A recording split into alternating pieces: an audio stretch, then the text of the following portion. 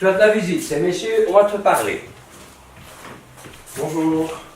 Добър ден. Inspecteur Martin Le Serre, ravi de vous connaître, Madame Le Parme. Приятно ми е. Mon adjoint, l'officier Добър ден. Éric Приятно Formand. ми е. Заповядайте, седнете.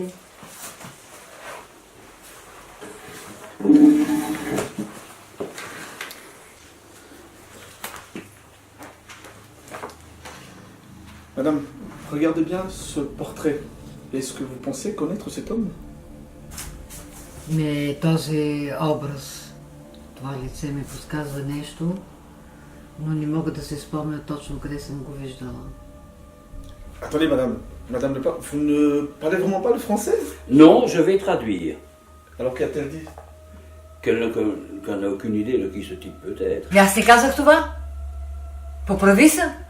Mon amie précise qu'elle ne voit pas en quoi elle peut vous être utile. Elle voit fort peu sa fille.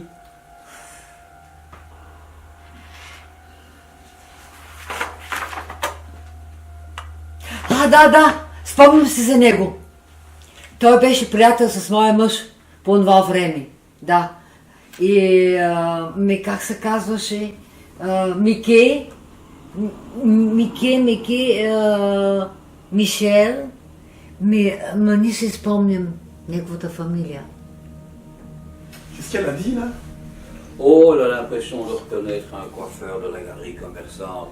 Elle allait chez lui pour ses brochures. Et Laura, elle connaissait votre coiffeur? Не мисля така. Не е вярно. Dites-moi, sans indiscrétion, vous et Madame Le Parme, ça fait depuis combien de temps que vous êtes ensemble? Oh, pas bien longtemps, 6 mois à peine. Pourquoi cette question? Parce que je ne fais que mon travail, monsieur. Dites-moi, madame, actuellement, qu'en est-il de vos relations avec votre fille?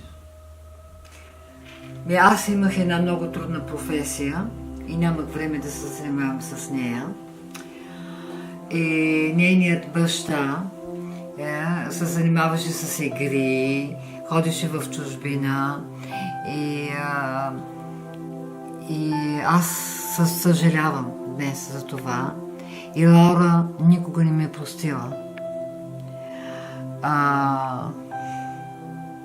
Но аз си подарих една риза, която е оригинална от нейният баща.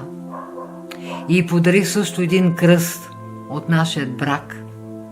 И това има много голямо значение за мен. И значи аз държа на нея, за да й подаря тези подаръци. И тези подаръци са спомнени с нейният баща, който тя познаваше много малко и който правеше малко добрини.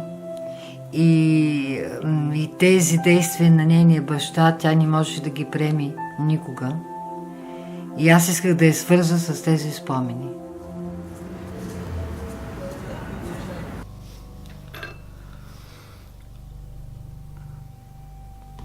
Voilà 3 jours qu'elle n'a pas donné de signe de vie et la police n'a aucun indice. Oh, qu'est-ce que tu fais là? Tu vas même pas les appeler toutes les 2 heures, tu vas devenir parano. Oh, oui. Oui. Tu crois qu'il lui est arrivé quelque chose? Écoute, Laura est une personne débrouillarde, indépendante, je ne me fais aucun souci pour elle. Je suis persuadée qu'elle va revenir. Ça prendra du temps, mais moi si j'étais toi, je n'attendrais pas. Tu as raison, je ne vais pas l'attendre. Je pars immédiatement à sa recherche. Tu comptes faire quoi là? Tu te souviens quand je t'ai expliqué que Laura essayait d'avoir un maximum d'informations sur son père? Oui, bien sûr. Et comment est-ce qu'elle s'y prenait?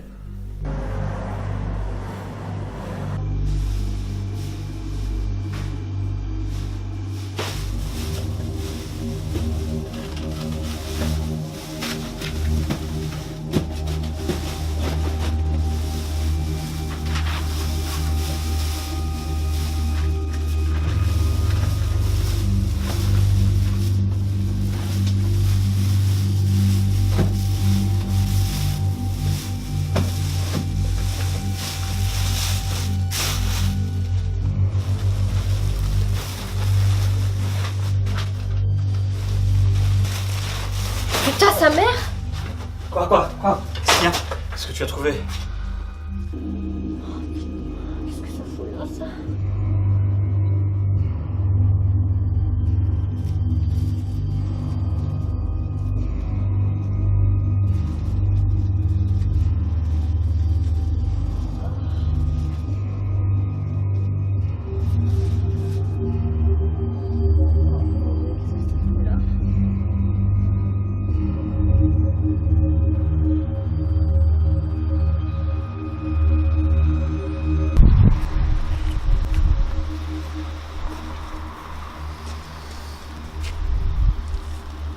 Jette un œil là. Vas-y, regarde.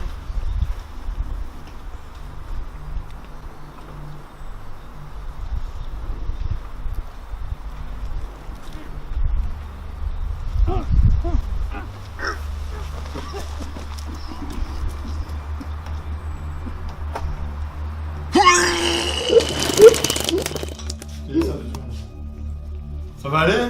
Ça Tu veux va que je te aller. fasse remplacer? Non, non, ça va aller, ça va aller. T'es sûr, hein? Certain.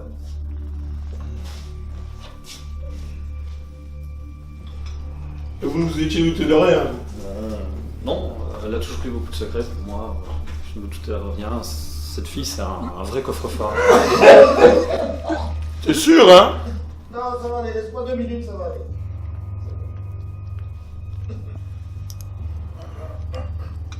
Dites-moi, vous n'avez jamais remarqué chez votre ami de problèmes psychiatriques ou pathologies mentales, un truc comme ça?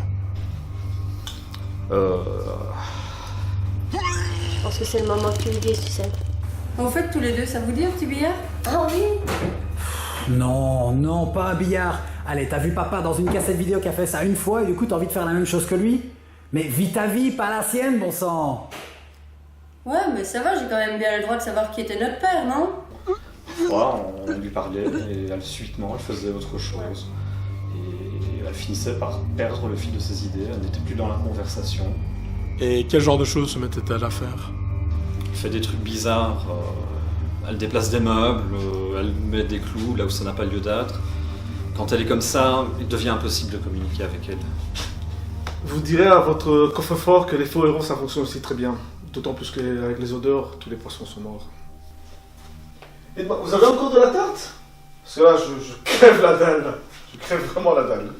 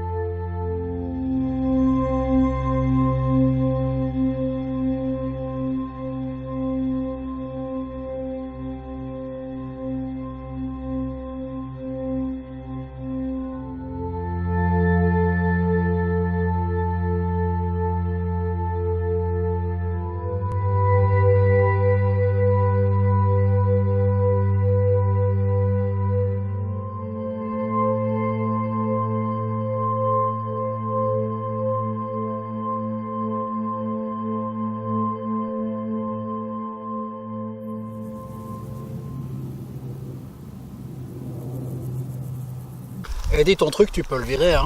Il te servira à rien ici. Ah oui, c'est juste. Enfin, si j'ai bien compris, pas avant un petit moment, quoi. Oui. Serre-toi un peu. Bah, c'est la croix de ta mère, ça. Oui, pourquoi elle a mal fait? Non, non, non, pas du tout. Elle a bien fait. Et je vais te dire pourquoi. Cette croix, elle a beaucoup d'importance. Mais d'abord, je vais te raconter une histoire pour que tu comprennes un peu le contexte. Quand j'étais petit, bah, comme tous les gosses, j'avais des rêves un peu fous, tu vois. Et bah, moi, je voulais devenir footballeur. Mais pas n'importe quel footballeur. Non, je voulais être la méga star, Johan Cruyff, si tu veux. Et je faisais que ça, c'était ma plus grande passion. Je jouais tout le temps au foot. Puis j'ai eu ma blessure. Et là, les médecins ont dit, je suis désolé, mais tu ne rejoueras plus. Tu ne retrouveras jamais l'usage total de ta jambe. Et bah, je t'épargne les détails, mais c'est à cette époque-là que je suis allé vivre un petit peu chez mes grands-parents. J'ai dû t'en parler, c'est ceux qui ont une ferme dans les Ardennes, tu vois? Oui, je me souviens. Voilà. Et alors mon grand-père, il me dit, écoute mon petit Greg, il va falloir rééduquer ta jambe. Il faut aller se balader, il faut la bouger un peu. Et on a commencé à faire des promenades, de plus en plus longues. On a fait le barrage de la Gileppe, on a fait un peu toutes les fagnes, la baraque Michel, et tous des trucs comme ça. Et alors moi j'avais pour habitude de ramasser tout ce qui passait sur mon chemin. Des objets que les gens abandonnaient, des feuilles et surtout des petits morceaux de bois.